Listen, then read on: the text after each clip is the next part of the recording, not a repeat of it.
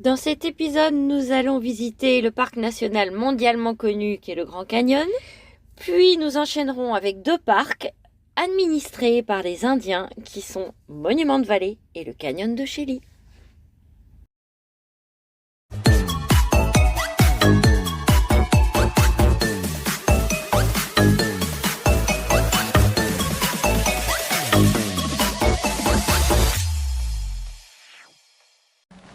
Bonjour. Bonjour. Cette semaine, nous partons pour un voyage classique, en fait, le classique des classiques, parce que il y a beaucoup de gens qui voyagent aux États-Unis, c'est une destination populaire, et la plupart ou bien vont du côté de New York, de la côte Est, ou bien vont faire ce qu'on appelle les grands parcs nationaux américains, et presque tout se passe à cette occasion au Grand Canyon. Et c'est là qu'on va partir aujourd'hui, d'abord parce que c'est sur la route et parce qu'on n'a aucune raison de ne pas le faire. D'abord, il faut savoir que par rapport à la plupart des visiteurs, nous, on y arrivait un petit peu tôt dans la saison, donc il faisait encore froid. On est arrivé sous la neige, par un temps extrêmement perturbé, variable, avec des orages, on avait un petit peu peur d'avoir froid. Et de fait, on a eu un peu froid, mais pas trop quand même. Non. Mais on a eu la chance d'avoir un petit peu de neige sur le Grand Canyon. Allez, c'est parti pour le Grand Canyon. J'espère juste que la météo va s'arranger parce que pour l'instant, c'est des averses de grêle. Et c'est bien noir tout droit et c'est là qu'on va. Pile.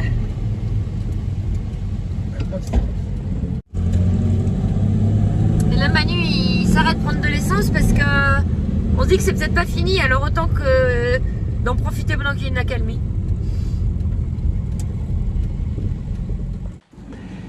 Notre préoccupation, pas unique, mais une de nos préoccupations, c'était de voir si d'abord on pouvait accéder au Grand Canyon en indépendant et non pas en voyage organisé. La réponse est oui, sans aucune difficulté. Et la deuxième, c'était est-ce qu'on pouvait avoir un point de vue un peu différent sur le Grand Canyon? Et la réponse est non, impossible. Tout le monde a exactement la même approche du Grand Canyon. C'est presque impossible de faire autrement. Oui, c'est très cadré. Hein. On est au sein d'un parc national, donc on entre dans le parc national et on a les contraintes qui vont avec, c'est-à-dire que par exemple il n'y a pas de camping sauvage permis à l'intérieur du parc, ce qui nous a obligés à aller dormir à l'extérieur en général. Et puis ensuite, le canyon se présente comme d'abord un village assez actif avec tous les petits services pour un petit supermarché, un visitor center et ce genre de choses. Et puis de là, on peut ou bien prendre une navette pour les sites qu'on ne peut visiter que en transport en commun, ou bien on peut, de l'autre côté, côté Est, on peut tout simplement rouler aussi longtemps qu'on le souhaite, tant qu'on reste dans l'enceinte du parc, c'est-à-dire environ 30 ou 50 km à peu près, et on longe à ce moment-là le Grand Canyon pour une succession de points de vue auxquels on s'arrête librement. Voilà, donc c'est le programme. Et pratiquement tout le monde fait la même chose. Donc c'est ce qu'on a fait par la force des choses. Alors qu'on est arrivé un soir et on a eu la chance d'avoir un crépuscule avec un peu de nuages, ce qui permet quand même de donner un peu de couleur et un peu de relief au paysage. Donc ça, on était content de ça. Quoique, en ce qui nous concerne, le relief donné par les nuages était un peu gâché par le fait qu'une masse de nuages s'était presque interposée à l'intérieur du canyon et faisait comme une colonne de brume. C'était assez étrange comme situation. Et puis on a essayé de faire non seulement des prises de vue, mais beaucoup de photographies. Et j'avoue mes limites, je crois qu'on n'a pas été très bon en photographie du Grand Canyon. C'est en aucun cas ce qu'on a fait était original. Et c'est pas forcément très facile effectivement à photographier. Oui. Je pense que les bonnes photos impressionnantes du Grand Canyon sont des photos qui sont en général très traitées, au point d'en devenir presque un peu artificielles à force de couleurs. Alors on peut toujours rajouter du vert ou du violet dans un paysage, mais tel qu'on l'a vu, en fait ce qui se passe, c'est que bien souvent, la vue porte très loin sur le Grand Canyon, et donc il y a une sorte de brume qui s'interpose avec le fond du paysage, et donc ça part un peu dans les blancs bleutés vers le fond. Grand Canyon ou tout ce qui est paysage de montagne. Mais a fortiori Grand Canyon, parce que c'est l'un des paysages de montagne les plus vastes qu'on puisse imaginer, puisque on va vous faire grâce des chiffres, mais enfin on va avoir plusieurs dizaines de kilomètres, et le canyon est très profond, plusieurs centaines de mètres, et donc c'est quelque chose aussi qui surprend, qui étonne quand on est sur le site par le côté vaste, le côté ample, et qui est évidemment très difficile à rendre en vidéo. On l'a déjà dit à d'autres occasions, mais c'est là on atteint le sommet. Non, mais pour le coup, c'est vrai que c'est quand même impressionnant. Je me souviens que quand on est arrivé le soir et qu'on s'est garé, qu'on est descendu, on a dit ah ouais quoi. Enfin, oui, il y a eu un côté waouh, c'est vrai. Ouais, c'est quand même, c'est le Grand Canyon. Après, on n'a pas passé une semaine dans le Grand Canyon, à moins de faire des marches, mais sinon c'est quand même toujours un peu les mêmes points de vue. Exactement, c'est ça, c'est que c'est quand même assez répétitif. C'est à la fois toujours un peu différent parce qu'il suffit qu'on aille d'un escarpement à l'autre et il va y avoir une formation rocheuse plutôt qu'une. Mais la nature est exactement la même en fait. La nature du paysage est exactement la même. Alors ce qui est intéressant tout de même aussi, c'est qu'il y a un petit peu de faune, ce qui nous a d'ailleurs un peu surpris parce qu'on pensait que c'était tellement fréquenté qu'il n'y aurait pas de faune. Non, on a vu plusieurs fois des cervidés et on les a même vus dans la neige, donc ça c'était joli. Il y avait quelques oiseaux aussi qui passaient par là, donc ça donne un petit peu de gaieté au paysage et ça c'était plutôt bien. Mais au fond, on se disait avant d'arriver au Grand Canyon, est-ce qu'on va être émerveillé au point d'y passer plus de temps que n'en passent la plupart des gens de passage? Et bien la réponse est non. On a passé 2 nuits sur place. Alors la deuxième nuit nous a permis d'être un peu plus au milieu du Grand Canyon et donc un peu plus loin du village. Et on a le droit à ce moment-là d'aller camper juste en sortant du parc, mais la sortie du parc est assez facile en fait à atteindre de la route principale qui longe la corniche. Et donc on fait juste une dizaine de kilomètres, on va camper et on revient. Et donc on a pu être vraiment sur le bord du Grand Canyon pour le lever du soleil. Lever du soleil ou un petit peu après, parce que Isabelle a fait la grasse matinée, mais ça nous a donné l'occasion. Non mais Manu, il voulait se lever à 5h30 d'ailleurs, ce que tu as fait, pour essayer de varier les points de vue, la couleur. Et ça n'a pas beaucoup marché. Et ça marche jamais ces trucs, moi je préfère dormir. Mais bon, on s'est fait un petit déjeuner sympathique au bord, du canyon. Cool.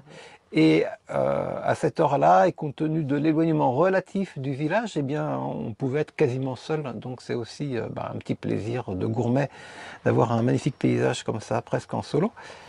Bon, c'est un petit déjeuner qui s'annonce bien. On a Oscar qui est à 20 mètres là, donc on a pu amener les affaires.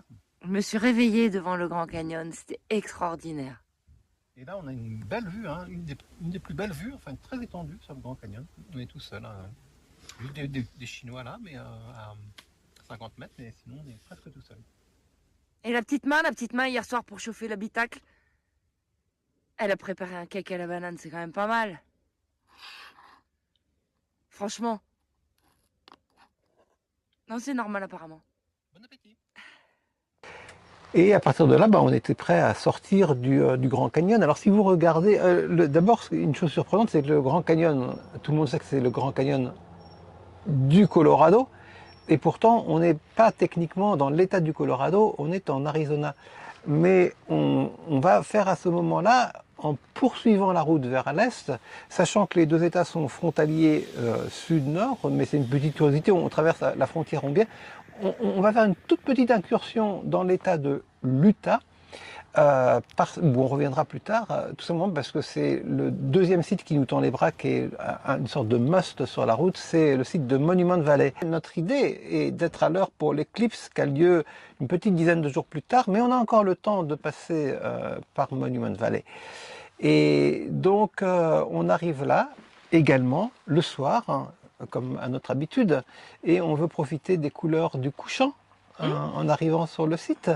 Et c'est comme toujours, on cherche à comprendre la logique et on se rend compte qu'on peut assez facilement, avec un véhicule indépendant, approcher les sites les plus classiques, emblématiques, ce qui sert vraiment de fond de décor à certains westerns très connus, et qui ont donc cristallisé l'imaginaire mondial autour du rêve de l'Ouest américain.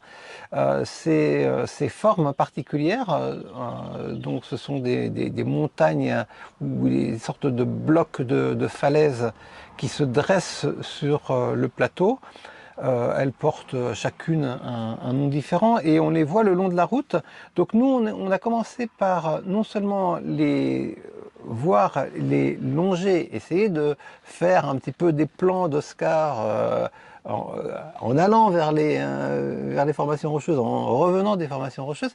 Et on les a finalement le soir même approchés de très près parce qu'on a trouvé on a trouvé une petite piste qui nous permettait d'aller faire une petite danse du soir tout près de ces blocs de rochers.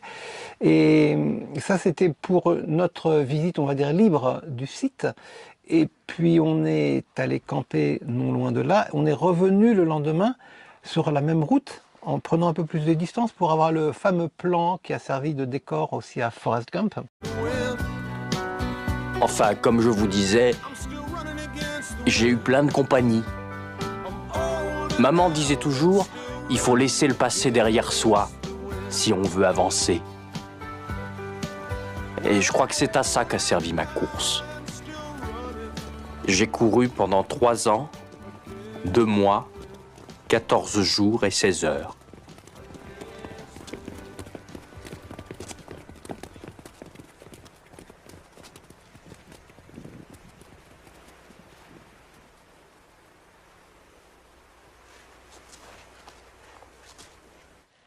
Donc le plan qui est plus cette fois-ci, non pas tellement centré sur les formations rocheuses, mais centré sur la route qui va vers les formations rocheuses et qui donne l'idée cette fois-ci du road trip un peu américain.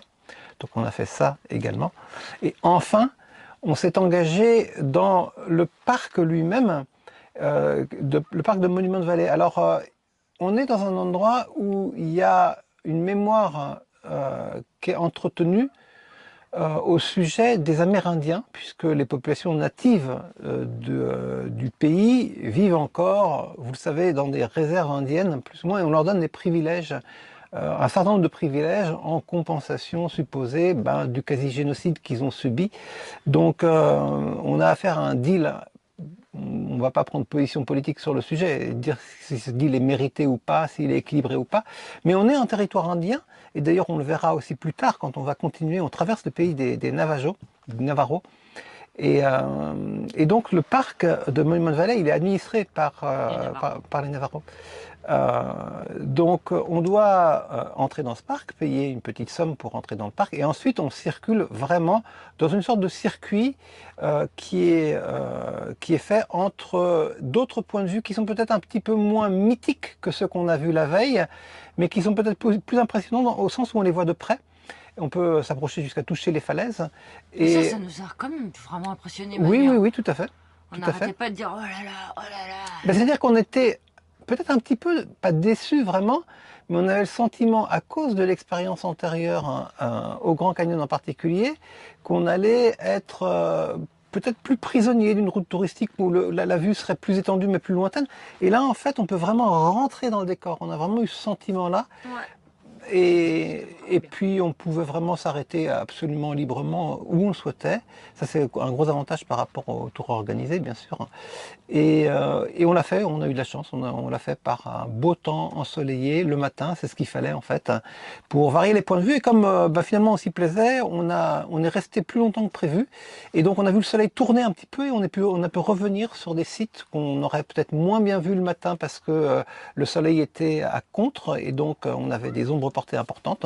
Donc on a pu vraiment régler notre circuit par rapport à la lumière du jour et ça c'était vraiment très bien. C'est vraiment très plaisant parce que pour mon âme de photographe, c'est toujours une récompense en fait d'avoir la lumière du bon côté. Donc on a bien aimé Monument Valley. Je plaisantais tout à l'heure avec Isabelle en disant que Monument Valley c'est un peu le négatif du Grand Canyon, puisque le Grand Canyon se présente comme un ensemble de trous en fait creusés dans un plateau, alors que Monument Valley c'est un ensemble de buttes en fait qui émergent du même plateau en réalité. D'ailleurs on est assez haut et c'est pour ça qu'il fait assez froid à cet endroit-là, et que notre incursion était brève, mais comme le circuit qu'on faisait était logique dans ce sens-là, on est passé par ces deux sites un peu obligés avant de poursuivre notre route vers l'éclipse. Petite tempête de sable en quittant Monument de Vallée. Bon courage les touristes. On était là au bon moment. Ah mais il y a des mecs qui regardent pas les prévisions météo hein. C'est super marrant parce que depuis qu'on est dans la région des canyons, surtout au Monument de Vallée, ben c'est territoire des Indiens. Et quand on fait nos courses ici, y compris la caissière, nous sommes entourés d'Indiens. C'est trop marrant, vraiment. Ensuite, pour aller jusqu'à l'éclipse, alors on devait principalement prendre vers l'est, mais on avait le choix d'aller ou bien vers un endroit qui s'appelle Four Corners, qui est un endroit qui est particulier puisque c'est le seul endroit du monde, je crois, où 4 États aux frontières rectilignes se touchent, donc ça donne une sorte de croix. Mais on a finalement renoncé à cette hypothèse pour se diriger un peu plus vers le sud et prendre d'abord vers le Nouveau-Mexique avant d'obliquer vers les États de l'Est. Et ça nous a permis de découvrir le canyon de Shelly, qui est alors un peu un complément par rapport au Grand Canyon par exemple, puisque c'est un canyon qui est beaucoup moins connu. C'est un canyon qui est plus petit, qui est moins fréquenté, qui est sans doute moins spectaculaire du point de vue des caractéristiques dimensionnelles, c'est-à-dire la longueur, la profondeur, ce genre de choses. Et on s'est engagé. Mais par contre, le point commun, c'est qu'il est aussi tenu, comme Monument de Vallée au moins, par les communautés indiennes. Et donc on a découvert ce canyon, on n'a pas été très impressionné au début, puisque au début le canyon se présente comme un tout petit canyon, une toute petite descente par rapport à la plaine. On s'est dit mais c'est quoi? Il y a 20 mètres de dénivelé entre le canyon lui-même et la plaine avoisinante. Et puis en fait plus on progresse vers le fond, après quand on arrivait tout au bout, plus ça devient sauvage. Et l'intérêt aussi de ce canyon, c'est qu'il y a un peu d'herbage au fond, et donc on voit, c'est du pâturage en fait, donc on voit un petit peu de vaches au fond en train de paître. Et puis ça se termine par une formation rocheuse assez particulière parce qu'il y a un piton unique qui sort comme ça et sur plusieurs centaines de mètres et qui émerge du fond du canyon. Donc là aussi on l'a vu avec une lumière rasante qui était la lumière de la fin de journée et puis du début de la journée parce qu'on a passé la nuit sur place.